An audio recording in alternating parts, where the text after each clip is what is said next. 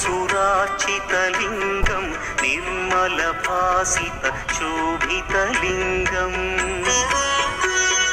जन्मज दुःखविनाशकलिङ्गं तत्प्रणमामि सदा शिवलिङ्गम् मुरारिसुरार्चितलिङ्गं निर्मलभासितशोभितलिङ्गम्